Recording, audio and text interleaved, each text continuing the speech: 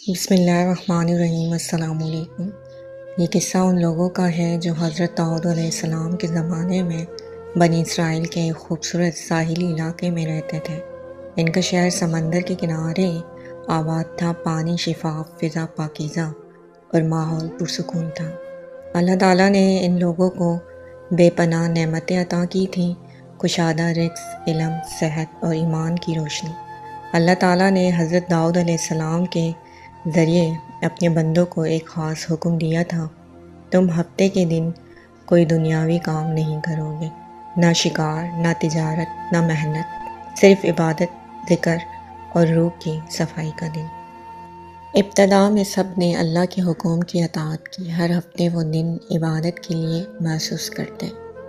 مسجدوں میں قرآن کی تلاوت، ذکر و اذکار اور نیکیوں کی باتیں کرتے، لیکن وقت کے ساتھ ساتھ دلوں میں دنیا کی محبت جگہ لینے لگی۔ ہفتے کے دن اچانک سمندر میں مچھلیوں کا ریلا آنے لگا، بڑی بڑی، تازہ اور بے شمار مچھلیاں جو باقی دنوں میں بہت کم نظر آتی تھیں، اب صرف ہفتے کو ہی آتی تھیں۔ بعض لوگ عبادت چھوڑ کر سمندر کے کنارے بیٹھ جاتے، وہ مچھلیوں کو پانی میں اچھلتے دیکھتے، آنکھوں میں لالچ لیے۔ ایک بوڑھا مومن اللہ کے گھر سے واپس آتے ہوئے رکا۔ اس نے ایک نوجوان کو کنارے پر بیٹھے دیکھا۔ بوڑھے نے نرمی سے پوچھا: بوڑھا بیٹا، یہ وقت اللہ کے ذکر کا ہے، یہاں کیا کر رہے ہو؟ نوجوان نظریں جھکاتے ہوئے: بابا جی، بس ویسے ہی، بس دیکھ رہا ہوں، ہاتھ تو نہیں ڈال رہا نا۔ بوڑھا آنکھوں میں آنسو لیے بولا: بیٹا، دل میں جو نیت ہو اللہ اسے بھی جانتا ہے۔ رفتہ رفتہ لوگوں نے چالاکی سے حکم توڑنے کی ترکیب نکالی۔ وہ جمعے کی رات کو جال باندھ دیتے اور اتوار کو جا کر مچھلیاں نکال لیتے۔ زبانی طور پر وہ کہتے: ہم نے ہفتے کو تو کچھ نہیں کیا، شکار تو اتوار کو کیا نا۔ مگر اللہ کی نظر صرف ظاہری اعمال پر نہیں، دلوں کی نیتوں پر بھی ہوتی ہے۔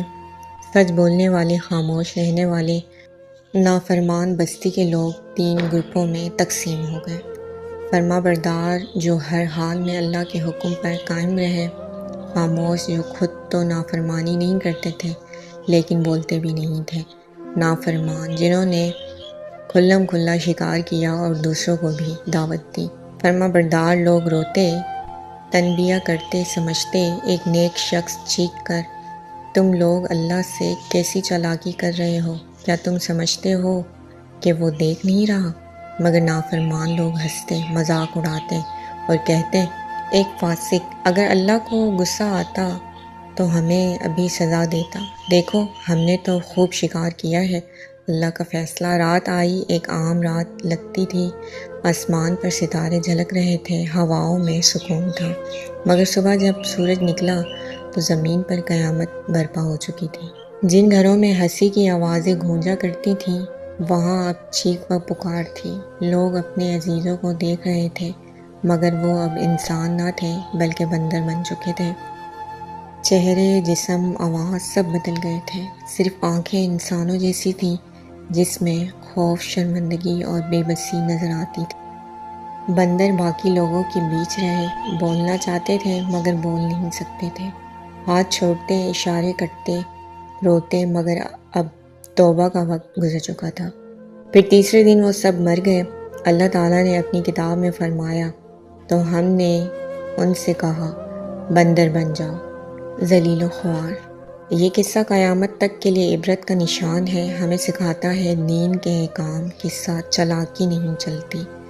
دل کی نیت کو اللہ جانتا ہے، نہ کہ صرف ظاہر کو۔ جو نیکی پر قائم رہتے ہیں وہی نجات پاتے ہیں۔ اللہ ہمیں سچائی، فرما برداری اور تقوی کی راہ پر چلنے کی توفیق عطا فرمائے، آمین۔